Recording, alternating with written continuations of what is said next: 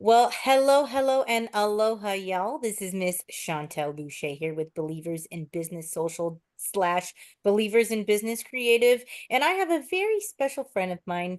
His name is Spider. Of course, his real name's not actually Spider, but he goes by the name of Spider. I don't even know your real name. What My is your real name is Claude Webb, and hence the spider web Oh yeah, nickname I that's right, was Claude. stuck You with. just don't seem So, like a Claude. You seem like a spider to me. I don't know. Odd person. I don't know about him. But we are so fortunate and blessed. Spider has opened up his business to us on a day when they're usually not even open on a Monday night for our next October 28th Bonnie and Clyde event. I wanted to just introduce all of you guys to him. His story is pretty amazing.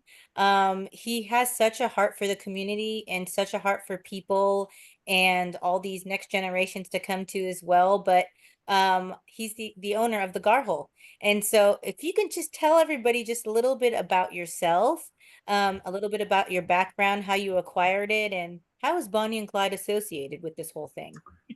well, I'll try to be as brief as I can. Real Yeah. quickly, I'm a native of Dallas, grew up there, spent 40 years after college as an educator, Mm-hmm. as a teacher, coach, athletic director. The last 17 years of my career was in Melissa, which is just 8 miles from the Gar Hole.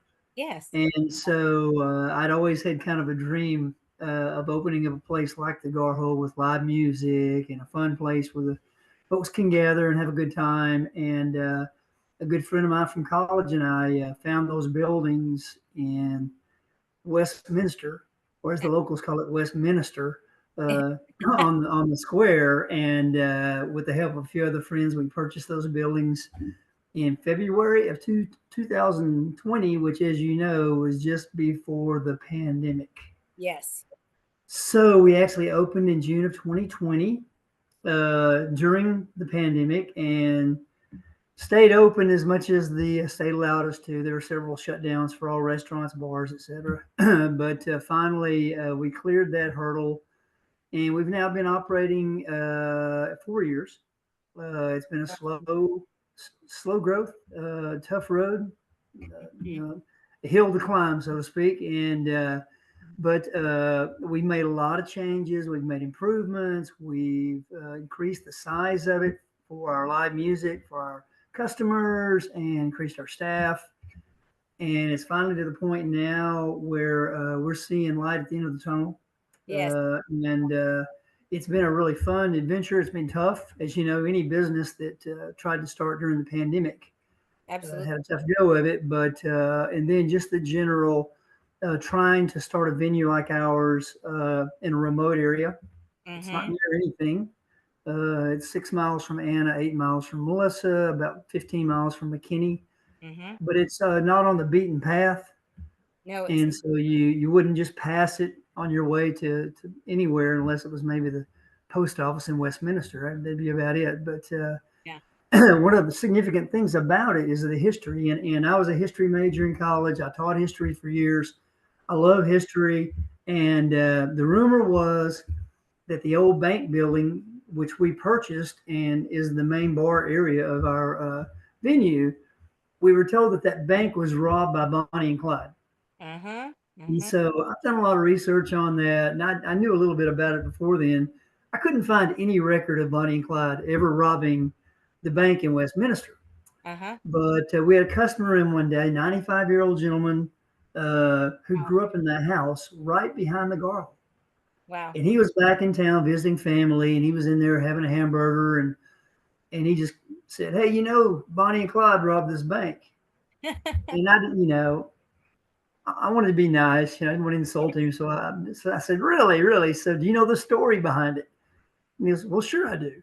And he told the story of how in the summer, of course, the bank building we're in was built around 1900. So the building's 125 years old. Yeah. And obviously in the 20s, there was no air conditioning.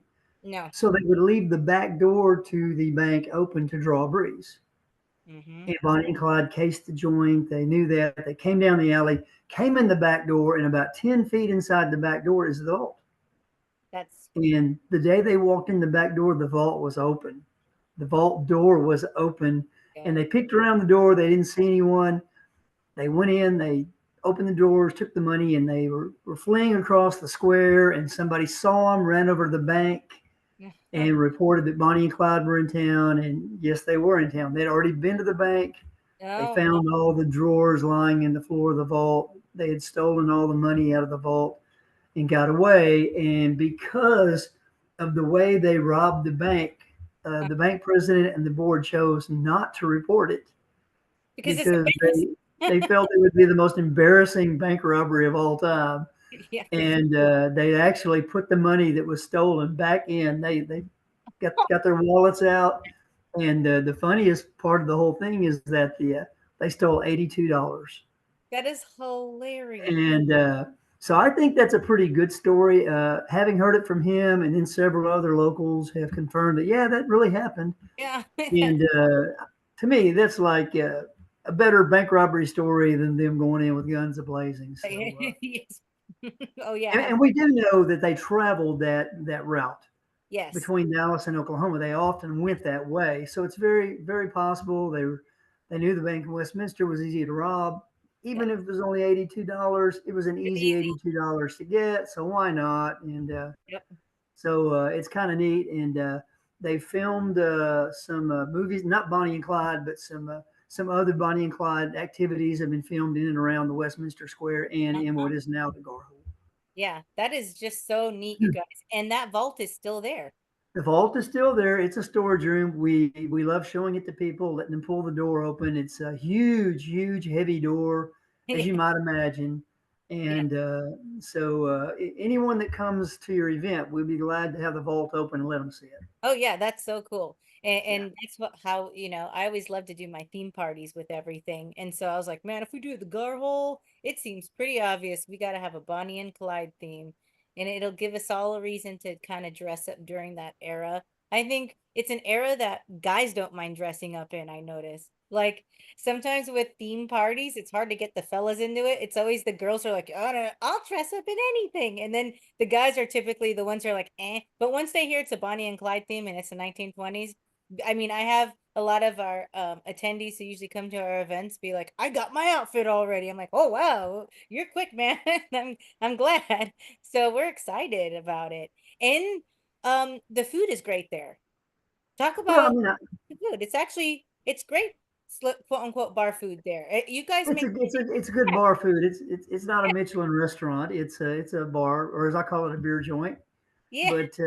But our burgers, we never freeze the meat. The veggies are always fresh. We get them Everybody weekly. that I talk to, love the burgers. That's like the number one thing that people are always talking about are the And burgers. we've got a fantastic cook who's been doing this for years and years, and he makes the salsa, the queso, everything from scratch. The fries are hand cut.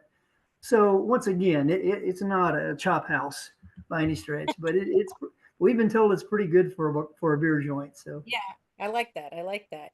And yeah. so, this event that we have coming up, as you know, we have two programs that we're going to be donating to. One's the my in-house program. It's going to be for single parents who are starting businesses, and they actually get some of our services. So, funds will be going to that, and of course to Operation Rock the Troops, which is a music program for veterans. And after me kind of telling that to Spider, just so you guys know, he was like, let me just do whatever I can for this. So we need music. And I'm like, okay, I got a DJ. And so we're going to bring in some great entertainment there and talk a little bit about the entertainment there because it's so hard to find some live music, especially around this area.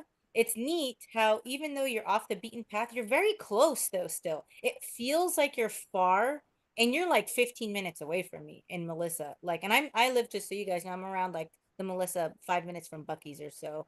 It takes me like 15 minutes to get there. So talk a little bit about your live music thing and what kind of inspired you to do that kind of thing for the venue. Well, I grew up in a time where just about every kid, when they were 12 years old, got an electric guitar, and we all wanted to be the Beatles or the Rolling Stones. So I've always played music, been in bands, even as an educator in my career. I always played on the side and love live music.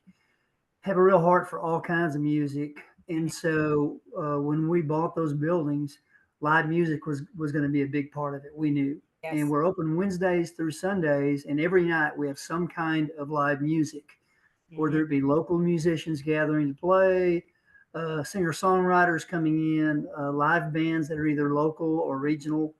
We've actually had some pretty well known bands play there. And so we love live music. We have it every night. It's a major focus. And it's at a time where so many young people have the opportunity to do it Mm-hmm. with social media, YouTube, things like that. It's much easier to put your product out there. Yes. But at the same time, there are fewer venues that are doing live music, Yes, there and is. so it's become a difficult proposition. And so the live music venues that are operating, we're doing our best to help these guys out, give them a platform, a place to play. But some nights we have country, some nights we have blues, some nights we have Americana, some nights rock. Mm-hmm. It changes up. We have all kinds of different bands, age groups. So that's a real desire we have, is to promote and help live musicians, make it here in Oh this area. yeah, absolutely. Well, I have a heart for music. I've gotten up and sang there too myself. You have a Mm. beautiful voice. Oh, thank you very much. But I loved it because it, it's like you allow people to go up there and actually like sit in too as well, who are like, you know what, I'd like to come up and sing a song, or I'd like to come up and play a song. And it's always so kind of you to be able to do that, because some places don't let you do that, and you just see kind of the joy it brings everybody. And you don't even have to be all that great in general, like it's about just getting up there, enjoying yourself, and everybody's just having such a blast, having their drinks, eating their food, and meeting new people. And your staff is like the best. Like they're so friendly and so service oriented, and they remember you when you come in. They remember all the same peoples, that all the regulars that come in. And I just really enjoy it there. So I'm really happy that we get to do something with you guys, for Well, sure. I've got as I mentioned, I was a coach for 40 years, and I love building teams. And you're Yeah, right. I have a great staff, and one of the things that I look for is people that want to build relationships. absolutely. And I laugh sometimes. I call it the cheers on the planes. Yeah, Because when you walk in, we want everybody to know your name. it is. And that's one of the challenges I have for my staff, is like, learn something about these folks. Make them feel at home. And I would have to say that the majority of the people that come to the Gar Hole come regularly. Oh yeah. They come on a regular basis, and they they Yes. they made friendships there, Yes. and that was a real goal as well. Probably even more so than the live music, was have a place where Mm-hmm. you felt like you were at home. The old neighborhood bar, pub, Yes. you And know. it definitely is that. And I do love how it's a little bit off the beaten path. But once you discover it, you kind of get almost addicted to wanting to go there, because it's just one of those places like, man, this is like a little jewel in the middle of this area here. And I remember the very first time I went, I had just moved over here, and I went alone. I went by myself, and I had a blast. I stayed there for like 5 hours, and I was alone just talking to people. Everybody was so friendly me. I was like, oh my God, what time is it? I gotta go. I was just popping in because I had seen it online and I thought the town looked cool. And you guys, the building looks so cool on the outside. If when you guys get a chance to come to the event, uh, just the building itself is cool. Being able to take photos inside and outside of it, especially in our costumes and everything, it's gonna be amazing. And well, I sure appreciate you, hopping on with us today. And I encourage you guys to even check it out before the event. Like, go there and scope the place out. Go there and eat some of the food and hang out and listen to the live music, because gosh, it feels like it's dying out there. Lack of live music, especially in the areas that we live in on this side for some reason. Sometimes you gotta go a little bit further to like the Colony and Frisco and Plano and Dallas, Fort Worth. So it's nice to have this kind of like little jewel out there.